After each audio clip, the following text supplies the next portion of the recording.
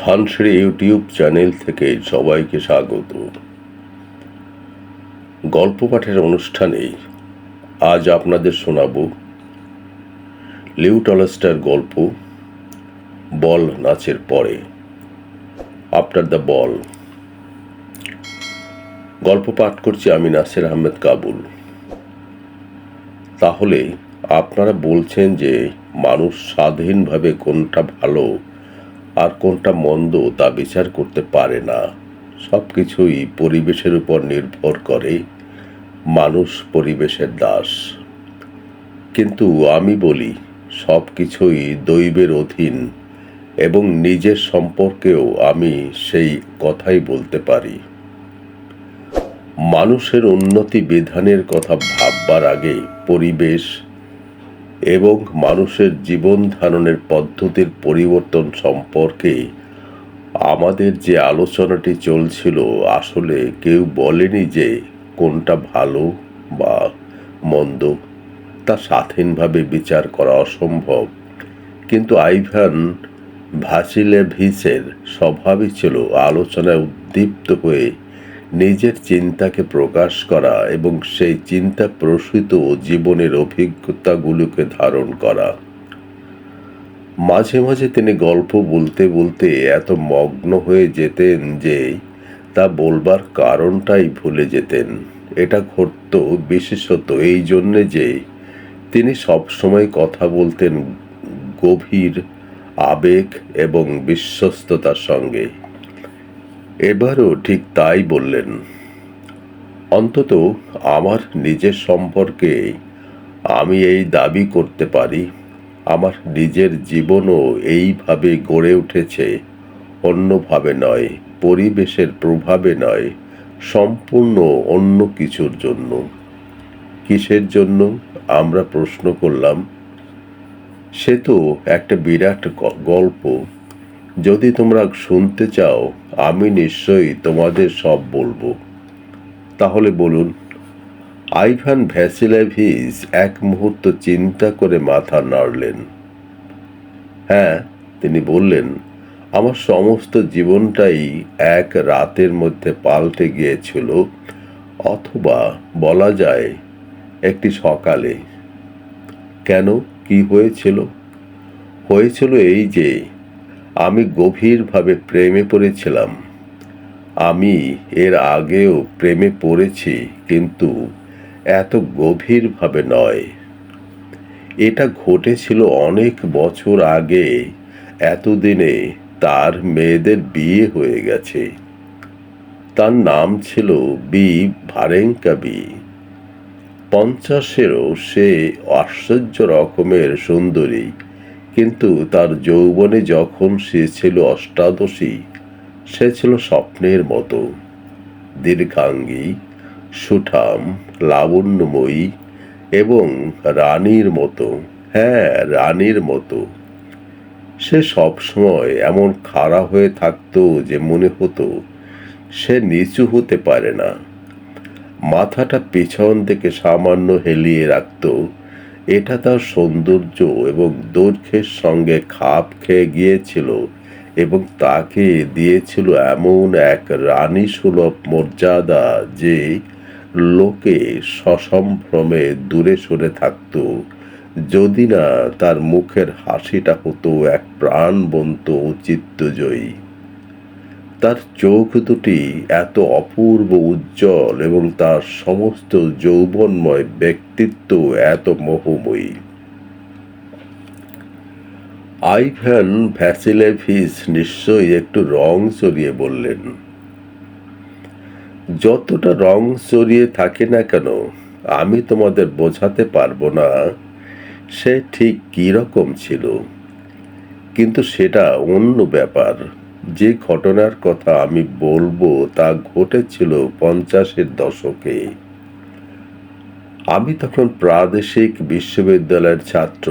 আমি জানি না সেটা ভালো ছিল কি মন্দ ছিল, তবে সে সময় আমাদের বিশ্ববিদ্যালয়ে তোমাদের মতো পাঠচক্রের বালাই ছিল না, তোমাদের মতো তাত্ত্বিক আলোচনাও হতো না। আমরা ছিলাম শুধুই যুবক এবং থাকতামও একদল যুবকের মতো। পড়াশোনা করতাম আর আনন্দে সময় কাটাতাম। আমি ছিলাম অত্যন্ত উচ্ছল এবং প্রাণবন্ত এবং বেশ ধনী ছিলাম। আমি একটি তেজি ঘোড়ার গাড়ির মালিক ছিলাম এবং প্রায়ই মেয়েদের নিয়ে বেরিয়ে যেতাম। স্কেটিংয়ের চলন তখনও হয়নি। আমি আমার সহপাঠী ছাত্রদের সঙ্গে পানভোজের আসরে যেতাম। সে সময় আমরা শ্যাম্পেন ছাড়া আর কিছুই পান করতাম না।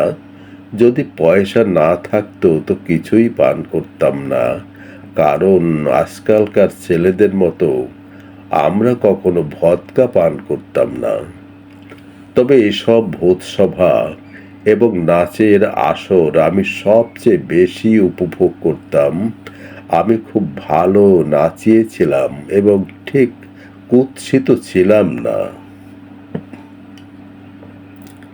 থাক, আপনি বিনয় করবেন না, একজন শ্রোতা বলল। আমরা সকলে আপনার ছবি দেখেছি। আপনি ছিলেন সুদর্শন যুবক। হয়তো তাই ছিলাম, কিন্তু সেটা আমি তোমাদের বলতে চাইনি। যখন আমার প্রেম চূড়ান্ত পর্যায়ে পৌঁছেছিল, তখন শ্রোফেটাইডের শেষ দিনে এক মহৎ উদার অতিথি বৎসল ধনী বৃদ্ধ মার্শালের দেওয়া বল নাচের আসরে যোগ দিতে গিয়েছিলাম। তার স্ত্রী ছিল তার মতোই অমায়িক, আমাদের অভ্যর্থনা করছিলেন। তিনি পরেছিলেন একটা মখমলের গাউন এবং চুলে হীরের টায়রা। তার ফুলো ফুলো সাদা গলা ও কাঁধ পরিষ্কার দেখা যাচ্ছিল, ঠিক যেমনটি সম্রাজ্ঞী ইয়েলিজাভেতা পেত্রাভারার ছবিতে দেখা যায়। নাচের আসরটি ছিল রাজকীয়। নাচ ঘরটি ছিল চমৎকার। সেখানে ছিল এক সঙ্গীত প্রিয় জমিদারের অধীনস্থ বিখ্যাত সব গাইয়ে বাজিয়েরা। ছিল প্রচুর খাদ্য বস্তু আর শ্যাম্পেনের স্রোত বইছিল। শ্যাম্পেন খুব ভালোবাসলেও আমি পান করিনি। আমি তখন প্রেমের নেশায় মত্ত।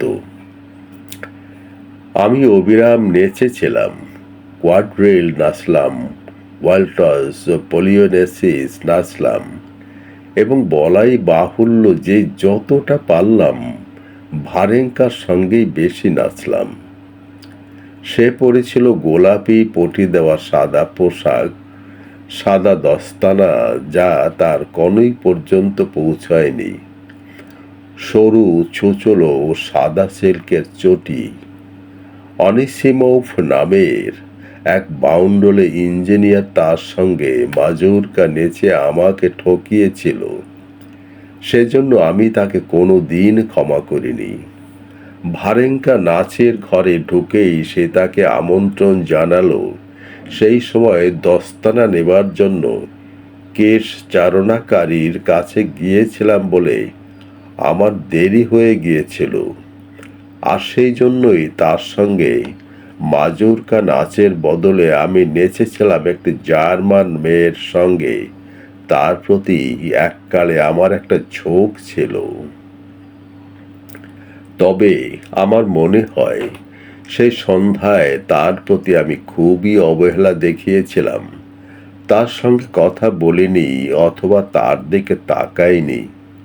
দীর্ঘাঙ্গী সুঠাম দেহ, গোলাপি ফিতে বাঁধা সাদা পোশাক পরা মেয়ে ছাড়া আর কারো দিকে তাকাইনি। শুধু আমি একা নই, প্রত্যেকেই, এমনকি মেয়েরাও তার দিকে তাকাচ্ছিল এবং তার প্রশংসা করছিল। যদিও সে সবাইকে স্নান করে দিয়েছিল, দুঃখিত, যদিও সে সবাইকে ম্লান করে দিয়েছিল, তাকে প্রশংসা না করাটাই ছিল অসম্ভব।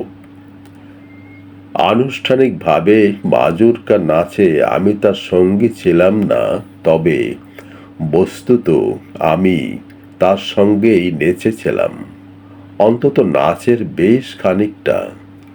সামান্যতম সংকোচ না করে সে সরাসরি ঘরের অন্য প্রান্ত থেকে নাচতে নাচতে আমার কাছে এলো এবং আমন্ত্রণের জন্য অপেক্ষা না করে আমি যখন তার দিকে ছুটে গেলাম, তখনই সে মুচকি হেসে আমাকে ধন্যবাদ জানালো।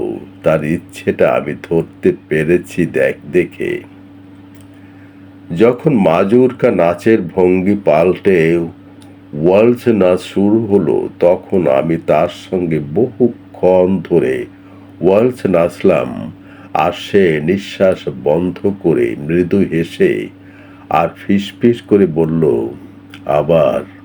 এবং আমিও পরপর তার সঙ্গে ওয়ালস নাচলাম।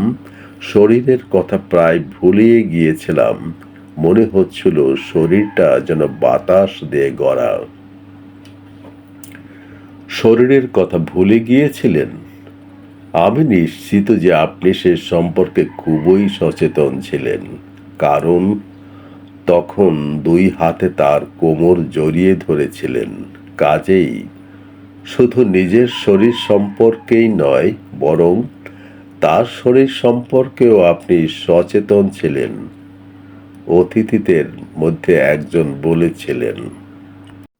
আইভান ভ্যাসিলেভিচ হঠাৎ লাল হয়ে চিৎকার করে উঠলেন। সেটা আপনাদের মতো নব্য যুবকদের ক্ষেত্রে প্রযোজ্য হতে পারে। আপনারা তো শুধুই শরীর নিয়ে চিন্তা করেন। আমাদের সময় সবকিছু আলাদা ছিল।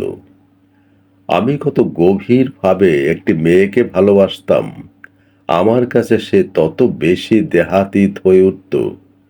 আজকাল আপনারা পা, গোড়ালি ও অন্যান্য সমস্ত ব্যাপারে মাথা ঘামান। আপনারা যে মহিলাদের ভালোবাসেন তাদের বিবস্ত্র করেন।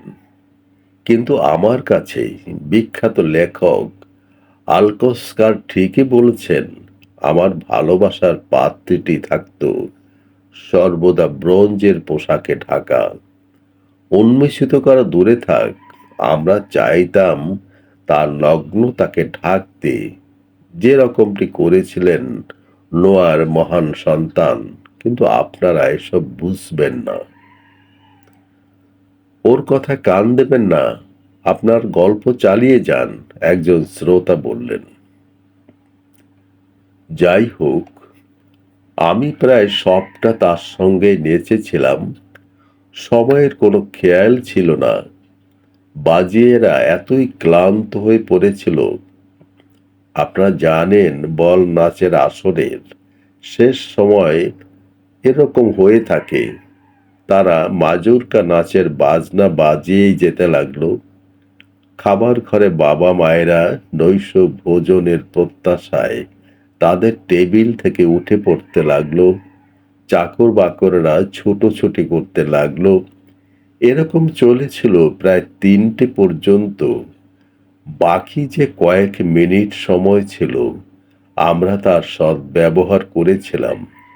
আমি তাকে আর একবার আমন্ত্রণ জানিয়েছিলাম এবং শততম বারে আমরা সারাটা ঘর ঘুরে ঘুরে নেচেছিলাম। নৈশ ভোজনের পর আমি কি আপনার কোয়াড্রিল নাচের সঙ্গী হতে পারি? তাকে তার নিজের জায়গায় নিয়ে যাওয়ার সময় আমি জিজ্ঞাসা করেছিলাম। হ্যাঁ, হ্যাঁ, যদি ওরা আমাকে বাড়িতে নিয়ে না যান, সে মৃদু হেসে বলেছিল। আমি ওদের নিয়ে যেতে দেব না, আমি বলেছিলাম। আমার পাখাটা দিন তো, সে বলেছিল। আপনাকে এটা ফিরিয়ে দিতে আমার কষ্ট হচ্ছে। তাকে ছোট্ট সাদা পাখাটি ফিরিয়ে দেবার সময় আমি বললাম, আরে, তাহলে আপনাকে কষ্ট পেতে হবে না। সে বলল। পাখাটি থেকে একটি পালক তুলে নিয়ে আমাকে দিল। আমি পালকটা নিলাম। উচ্ছ্বাস আর কৃতজ্ঞতা প্রকাশের ভাষা না পেয়ে আমি শুধু ওর দিকে এক ঝলক তাকালাম। আমি যে শুধু খুশি আর তৃপ্ত হয়েছিলাম তাই নয়, আমি সুখী হয়েছিলাম, ধন্য হয়েছিলাম, উদার হয়ে গিয়েছিলাম। আমি আর আমাতে ছিলাম না। আমি হয়ে গেছিলাম আমি হয়ে গিয়েছিলাম এমন এক অপার্থিব প্রাণী যে কোনো পাপ জানে না, ভালো ছাড়া মন্দ কিছু করতে পারে না। আমার দস্তানায় পালকটা গুজে নিলাম এবং চলক শক্তিহীন হয়ে তার কাছে দাঁড়িয়ে রইলাম। দেখুন, ওরা বাবাকে নাচতে বলছে। একজন দীর্ঘদেহী সম্ভ্রান্ত পুরুষকে দেখিয়ে সে বলল,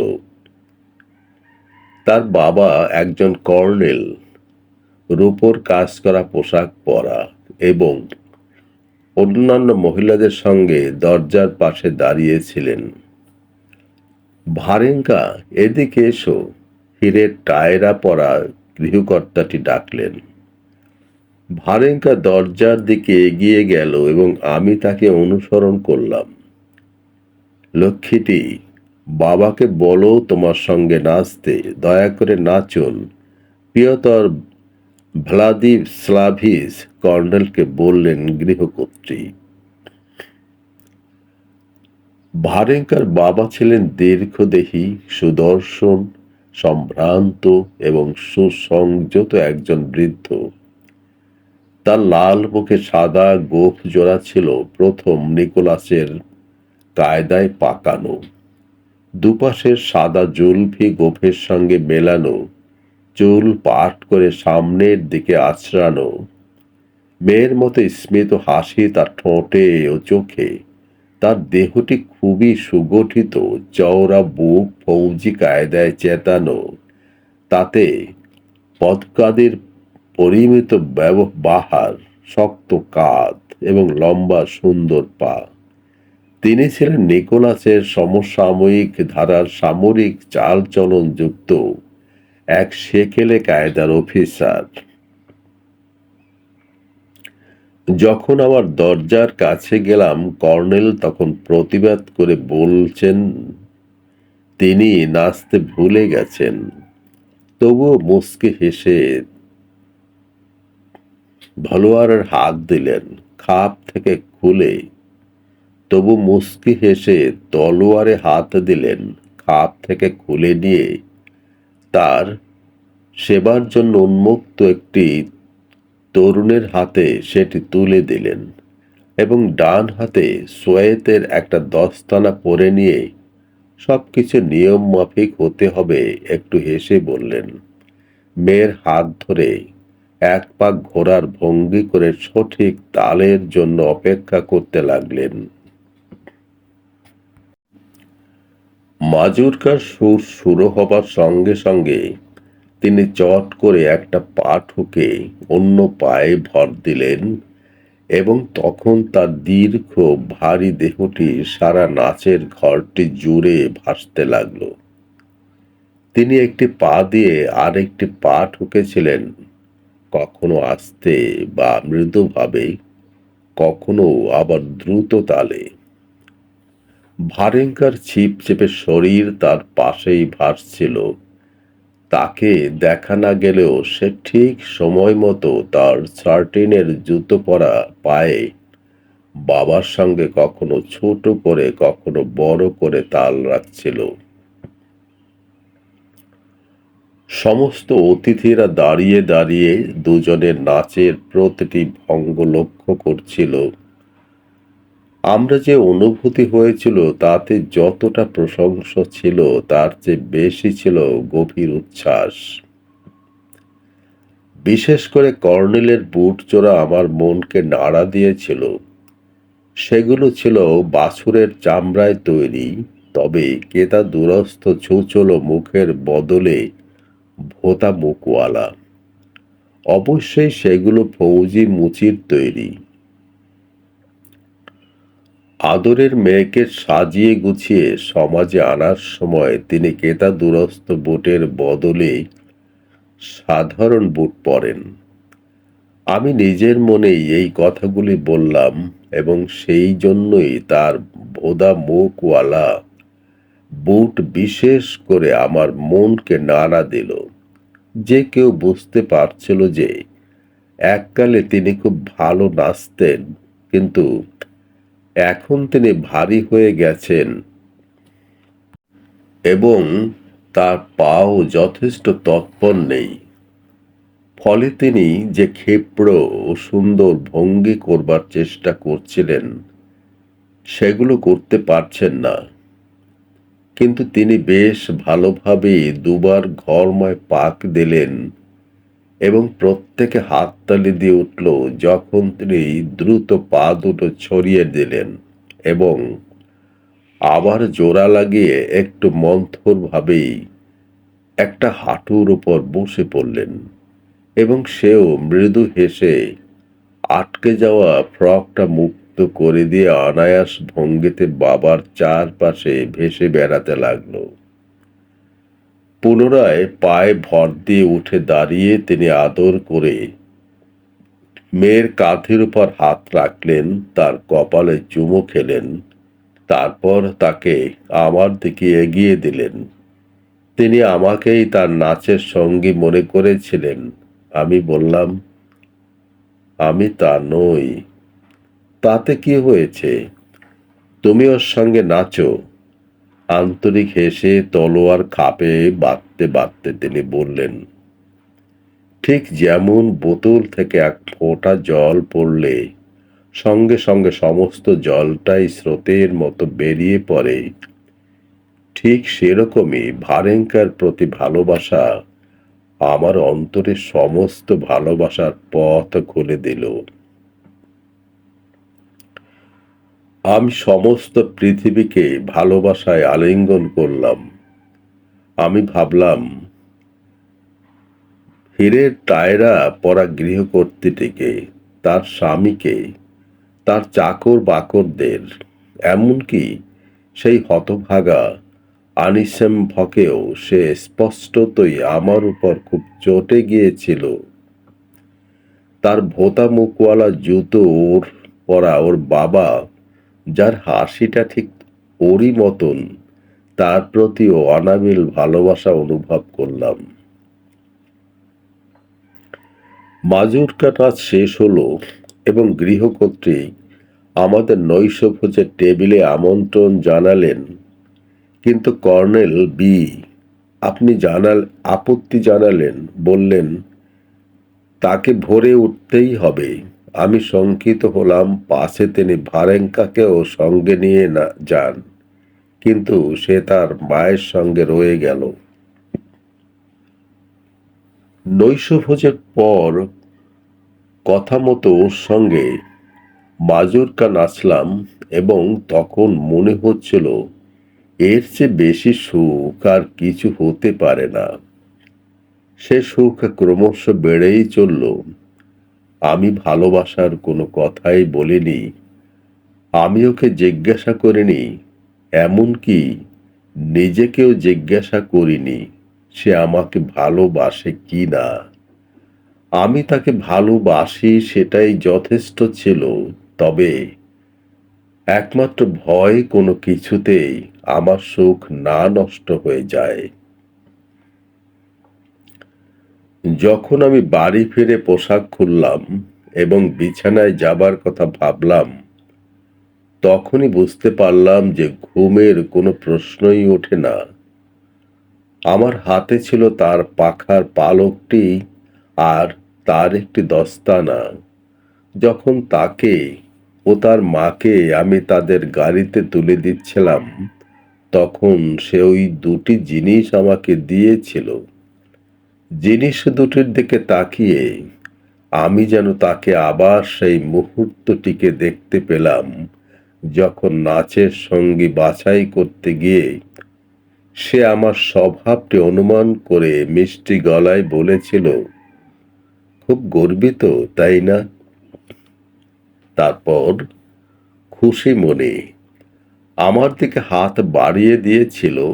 অযথা যখন খাবার টেবিলে শ্যাম্পেনে চুমুক দিতে দিতে গ্লাসের উপর দিয়ে সে তার মধুর চোখ দুটি তুলে আমার দিকে তাকিয়েছিল, তবে তাকে সবচাইতে বেশি ভালো লেগেছিল যখন সে তার বাবার সঙ্গে নাচছিল, তার পাশে পাশে সুন্দরভাবে ভেসে চলছিল আর মুগ্ধ দর্শকদের দিকে তাকিয়ে নিজের ওর বাবার জন্য আনন্দ ও গর্ববোধ করছিল।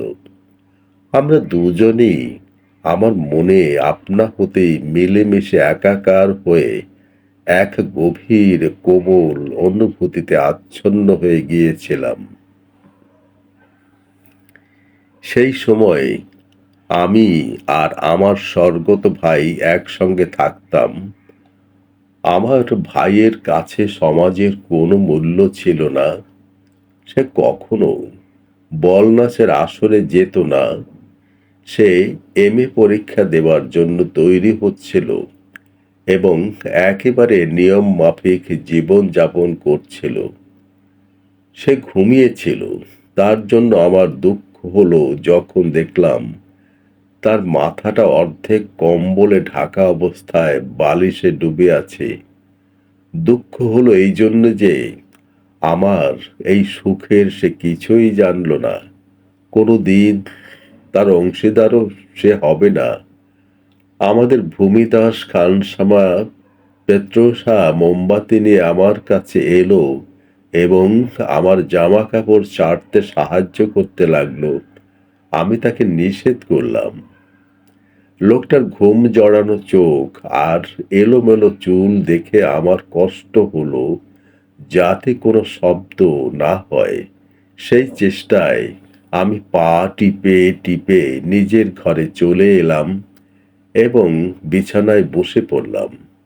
আমার খুব আনন্দ হচ্ছিল, ঘুমোতে পারছিলাম না। ঘরের ভিতর গরম লাগছিল, তাই পোশাক না ছেড়েই আস্তে ঘর ছেড়ে বাইরে গেলাম। লম্বা কোটটা পরলাম, বাইরে যাবার দরজাটা খুললাম এবং বাইরে বেরিয়ে গেলাম। আমি যখন নাচের আসর থেকে আসি তখন বেজেছিল প্রায় ৫টা। এতক্ষণে প্রায় ২ ঘন্টা কেটে গেছে। কাজেই যখন আমি বাইরে এলাম ততক্ষণে আলো দিয়েছে। তখন ছিল প্রোভেটাইডের সেই চিরাচরিত আবহাওয়া, কুয়াশাচ্ছন্ন। রাস্তায় ভেজা বরফ গলে যাচ্ছে, বাড়ির ছাদ থেকে চুইয়ে চুইয়ে জল পড়ছে। সেই সময় বেড়া থাকতো শহরের উপকণ্ঠে একটি খোলা মাঠের এক প্রান্তে। একদিকে মেয়েদের স্কুল এবং অন্যদিকে বেড়াবার জায়গা। আমাদের নির্জন গলিটা দিয়ে এগিয়ে আমি বড় রাস্তায় পৌঁছলাম। সেখানে পথ চলতি লোকদের এবং কাঠ বোঝাই স্লেজ গাড়ির চালকদের সঙ্গে দেখা হলো। ঘোড়াগুলো চকচকে জোয়ালের নিচে তালে তালে মাথা নাড়ছে। চালকেরা কাঁধে গাছের ছালের আস্তরণ পরে ভারী জুতোগুলো দিয়ে বরফের কাদা ভেঙে ভেঙে স্লেজগুলির পাশে পাশে চলেছে। রাস্তার দুপাশে কুয়াশার মধ্যে দাঁড়িয়ে থাকা বাড়িগুলো সমস্ত কিছুই আমার কাছে বিশেষ প্রিয় এবং অর্থবহ মনে হচ্ছিল। যে মাঠটায় তাদের বাড়ি সেখানে পৌঁছে বেড়াবার জায়গাটায় বেশ বড় আর কালো মতো কিছু একটা দেখলাম। ঢাক আর বাঁশির আওয়াজ শুনতে পেলাম। আমার সমস্ত হৃদয় জুড়ে তখন সুর বাজছে। মাঝে মাঝে মাজুরকার সুর ভেসে আসছে মনে, কিন্তু এই যে আলাদা সুর, কর্কশ, অশুভ, এটা কি হতে পারে?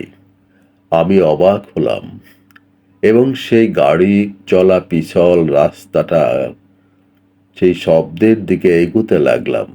প্রায় ১০০ গজ যাবার পর একটু একটু করে বুঝতে পারলাম যে কুয়াশার মধ্যে অনেক মানুষের ভিড়। ওরা নিশ্চয়ই সৈন্য, কুচকাওয়াজ করছে আমি ভাবলাম, এবং সেই পথ ধরে এগুতে লাগলাম। সঙ্গী ছিল তেল জবজবে পোশাক আর উরুরি গায়ে একটা কামার যে একটা বিরাট বোঝা মাথায় নিয়ে চলেছে। কালো কোট পরা দুসারি সৈন্য পরস্পর মুখোমুখি হয়ে নিশ্চল দাঁড়িয়েছিল। তাদের বন্দুকগুলো ছিল তাদের পাশে। তাদের পিছনে দাঁড়িয়েছিল একজন বাঁশিওয়ালা ও ঢাক বাজিয়ে একটি ছেলে। সেই বিশ্রী সুরটা তারা বারবার বাজিয়ে চলেছে। ওরা কি করছে? পাশে দাঁড়ানো কামারটাকে জিজ্ঞাসা করলাম।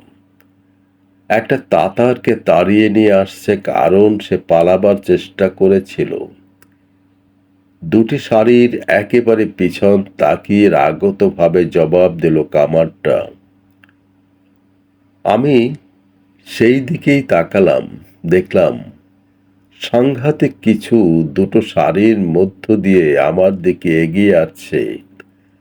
একজন মানুষ কোমর পর্যন্ত উলঙ্গ এবং দুটি সৈন্যের হাতে আড়াআড়ি ভাবে ধরা একটা বন্দুকের সঙ্গে কোষে বাঁধা। তার পাশে হাঁটছেন লম্বা কোট পরা ফৌজি টুপিওয়ালা একজন দীর্ঘাকৃতি অফিসার। তার চেহারাটা আমার পরিচিত মনে হলো। বন্দির সারা শরীর কুঁকড়ে যাচ্ছে, গলিত বরফে ডুবে যাচ্ছে, দুপাশ থেকে অবিশ্রাম ঘুষি পড়ছে তার উপরে, আর তারই ভিতর দিয়ে সে সামনে এগিয়ে চলেছে। যেই পিছিয়ে পড়ছে অমনি সৈন্যরা বন্দুকটা উঁচিয়ে তাকে সামনে ঠেলে দিচ্ছে। আবার যেই একটু টলে পড়ছে অমনি তারা ঝাঁকুনি দিয়ে তাকে সোজা করে দিচ্ছে। তার পিছনে সমানতালে এগিয়ে চলেছেন দীর্ঘাকৃতি অফিসারটি। ইনি ভারেঙ্কার বাবা। সেই লাল মুখ, সাদা গোঁফ আর জুলফি। প্রত্যেকটি ঘুষির পরেই বন্দিটি অবাক হয়ে তার যন্ত্রণা বিকৃত মুখটা ঘুরিয়ে দিচ্ছে। সাদা দাঁত বার করে বারবার কিছু একটা বলছে। সে আমার খুব কাছে না আসা পর্যন্ত আমি কথাগুলো বুঝতে পারছিলাম না। সে বলার চাইতেও সে ফোঁপাচ্ছিল বেশি। দয়া করো ভাই সব, দয়া করো ভাই সব। কিন্তু ভাইদের কোনো দয়া ছিল না। একসময় যখন মিছিলটি ঠিক আমার সামনে এলো, আমি দেখলাম একটি সৈনিক দৃঢ় পায়ে এগিয়ে এসে তাতারটির পিঠে এত জোরে হাতের চাবুকটা মারল যে সেটা বাতাসে হিস হিস আওয়াজ করল। তাতারটি সামনে পড়ে গেল, কিন্তু সৈন্যটি তাকে ঝাঁকুনি দিয়ে তুলল, আর অন্য দিক থেকে আবার একটা ঘুষি পড়ল। তারপর এদিক থেকে আবার ওদিক থেকে কর্নেলটি গট গট করে তার পাশ দিয়ে এগিয়ে গেলেন। একবার নিজের পায়ের দিকে তাকালেন, তারপর তাকালেন বন্দিটির দিকে। বাতাসে ভারী নিঃশ্বাস টানলেন, গাল ফোলালেন, দু ঠোঁটের মাঝখান দিয়ে আস্তে আস্তে হাওয়া বার করলেন। যখন মিছিলটা আমাদের অতিক্রম করে গেল, তখন আমি সৈন্যদের সারির ভিতর দিয়ে বন্দিটির পিঠটা এক নজর দেখলাম। অবর্ণনীয় ব্যাপার, কালো কালো রক্তে ভেজা, অমানুষিক। আমি বিশ্বাস করতে পারছিলাম না যে সেটা লাল কোনো মানব দেহের অংশ। হ্যাঁ ভগবান! আমার পাশে দাঁড়িয়ে কামারটা অস্ফুট স্বরে বলল। মিছিল এগিয়ে চলল। নুয়ে পড়া হাঁপিয়ে ওঠা জিপটির উপর সমানে ঘুষির পর ঘুষি পড়তে লাগলো। ঢাক বাজছে, বাঁশি বাজছে কর্কশ সুরে, আর দীর্ঘাকৃতির রিজু কর্নেলটি তার পাশে হাঁটছেন দৃঢ় পদক্ষেপে। হঠাৎ কর্নেল থামলেন এবং দ্রুত পায়ে একজন সৈনিকের কাছে এগিয়ে গেলেন। ফাঁকি দিচ্ছিস? দেখাচ্ছি তোকে। আমি শুনলাম তিনি ক্রুদ্ধ স্বরে বললেন, এবার নে, এই নে। আমি দেখলাম তিনি তার শক্ত দস্তানা পরা হাত দিয়ে ছোটখাটো দুর্বল সৈনিকটির মুখে ঘুষি মারলেন, কারণ সেই লোকটির চাবুক যথেষ্ট জোরে তাতারটির রক্তাক্ত পিঠে পড়ছিল না। নতুন চাবুক আনো, চিৎকার করলেন কর্নেল। বলার সময় পিছন ঘুরতেই তিনি আমাকে দেখতে পেলেন। আমাকে না চেনার ভান করে আমার দিকে কুটিল ভয়ঙ্কর দৃষ্টি নিক্ষেপ করে তাড়াতাড়ি অন্যদিকে ঘুরলেন। আমার এত লজ্জা করছিল যে আমি বুঝতে পারছিলাম না কোন দিকে তাকাই। যেন আমি কোনো খারাপ কাজ করতে গিয়ে ধরা পড়ে গেছি। মাথা নিচু করে তাড়াতাড়ি বাড়ি চলে গেলাম। সারা পথ আমি শুনতে পাচ্ছিলাম ঢাকের আওয়াজ, বাঁশির তীক্ষ্ণ শব্দ, সেই কথাগুলি, দয়া করো ভাই সাব। আর কর্নেলের সেই ক্রুদ্ধ দর্পিত চিৎকার, এবার নে, এই নে। আমার বুকের মধ্যে এমন একটা তীব্র দৈহিক যন্ত্রণা হচ্ছিল যে আমার গা বমি করতে লাগলো। বারবার আমি থেমে যাচ্ছিলাম। আমি অনুভব করলাম এই দৃশ্য আমার মনে যে বিভীষিকার সৃষ্টি করেছে তাকে মন থেকে ঝেড়ে ফেলতেই হবে। কিভাবে বাড়ি পৌঁছলাম, কিভাবে বিছানায় গিয়ে শুয়েছিলাম, সেসব কিছুই আমার মনে নেই। কিন্তু যে মুহূর্তে আমার তন্দ্রা এলো, তখনই আমার সব কিছু দেখলাম ও শুনলাম। লাফিয়ে উঠে বসলাম। এরকম কিছু নিশ্চয়ই তিনি জানেন যা আমি জানি না। কর্নেলের কথা ভাবতে গিয়ে নিজের মনেই আমি বললাম, তিনি যা জানেন তা যদি আমি জানতাম তাহলে আমি সব বুঝতে পারতাম এবং যা দেখেছি তার জন্য এত কষ্ট পেতাম না। কিন্তু সাধ্যমতো বুদ্ধি খাটিয়েও আমি বুঝতে পারলাম না কর্নেল কি জানতেন। সন্ধে পর্যন্ত আমি ঘুমোতে পারলাম না। তারপর এক বন্ধুর সঙ্গে দেখা করতে গিয়ে কিছু মদ পান করে সব কিছু ভুলে তবে ঘুমোতে পারলাম। আপনারা কিছু মনে করবেন না। আপনারা আপনারা কি মনে করেন যে ধারণা আমার হয়েছিল যে আমি যা দেখেছি তার খারাপ কিছু? সেরকম কিছু মোটেই নয়। যা আমি দেখেছি তা যদি দৃঢ় নিশ্চয়তার সঙ্গে করা হতো এবং প্রত্যেকেই যদি একে প্রয়োজনীয় বলে মনে করত, তাহলেই বোঝা যেত যে ওরা এমন কিছু জানে যা আমি জানি না। এই সিদ্ধান্তেই আমি উপনীত হয়েছিলাম এবং সেই কিছুটা যে কি সেটাই আমি বার করতে চেষ্টা করলাম। কিন্তু কোনো দিন আমি সেটা বার করতে পারিনি। আর বার করতে পারিনি বলেই আমি মিলিটারি চাকরিতেও যোগ দিতে পারিনি, যদিও সেটা করাই আমার ইচ্ছা ছিল। আর শুধু মিলিটারি চাকরি নয়, কোনো চাকরিতেই যোগ দিতে পারিনি। তাই তো আজ আমি একটা নিষ্কর্মায় পরিণত হয়েছি। আমরা ভালো করেই জানি আপনি কি রকম নিষ্কর্মা হয়েছেন, বললেন একজন অতিথি। বরং এটা বলাই সঠিক যে আপনি না থাকলে আরো কত লোককেই না নিষ্কর্মা হতে হতো। এইবার একটা বোকার মতো কথা বললেন। সত্যি সত্যি বিরক্ত হয়ে বললেন আইভান ভ্যাসিলিয়েভিচ। যাই হোক, আপনার প্রেমের কি হলো? আমরা জিজ্ঞাসা করলাম। আমার প্রেম? সেই দিন থেকে আমার প্রেম উবে গেল। যখনই আমরা বেড়াতে যেতাম এবং সে তার বিষণ্ণ হাসিটি হাসত, তখন কিছুতেই মাঠের মধ্যে কর্নেলের সেই কথাগুলি মনে না করে আমি পারতাম না।